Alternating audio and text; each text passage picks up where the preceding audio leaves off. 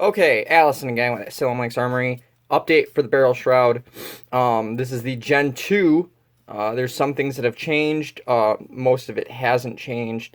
I'm just going to show you one because that's all I really need. So with the Gen 2, I have moved the insertion point for the ejection rod to the rear. So some of the complaints I was having was the ejection rod was popping not completely out, but it was recessing enough into the shroud to prevent or make it difficult to get it out and extract. So I found it was because this area is a little bit too big. It has mainly to do with ejector rod size and print ability. Just there's only so fine a detail you can get. So that got moved from the front to the rear. It's kind of hard to see, but this recess spot to get that in is also to the rear. Get a little bit of branding on the back. It doesn't matter. The first gen didn't have that, but a friend suggested it, so I did it.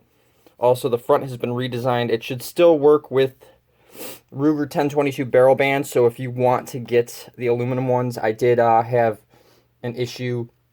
The one that I used originally that I had on the original video was steel. I didn't realize that there was a difference on fit between steel and aluminum because it all has to fit on a Ruger 1022.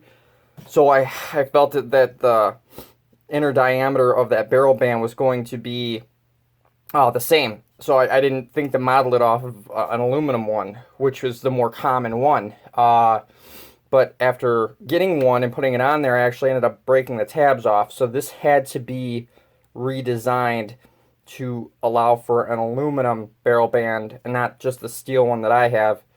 But also I include now 3D printed barrel bands. So I know in the original video I said polymer barrel bands aren't that great, and there's a reason for it. They're very thin. This one is very thick. It's a chunky boy. I did that so it's durable. If you look at the Ruger stock when they sell, that's plastic. It's thermally molded or like injection molded, and it's going to be a lot harder, and it's more prone to snapping, and it's thinner. Not saying that it will snap. Obviously, they include it on their products. I don't think that they're going to have a big problem with that.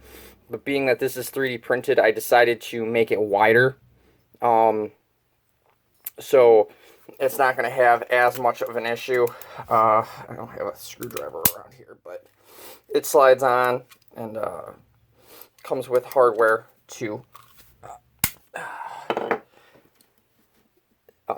clamp it on. Those are really the only two major things that got redesigned or is included is the barrel band and the ejection rod and, well, the branding to a lesser degree. I just wanted to make an update video on this. I know I had sent out some orders and people were like, well, this isn't the same as what was in the video. And I just haven't had time to sit down with orders and whatnot and make another video. So here it is. As far as the wood one goes, it's still on the drawing board. I could probably do how it's attempted to be made. For that, I ended up buying a $1,500 duplicator, and it hasn't been working out thus far.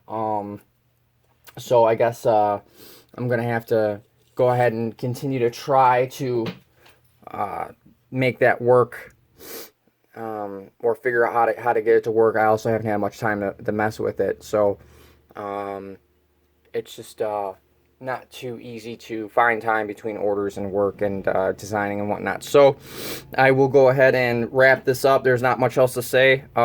Questions, comments, gripes, bitches, complaints, you know the email. All right, thanks.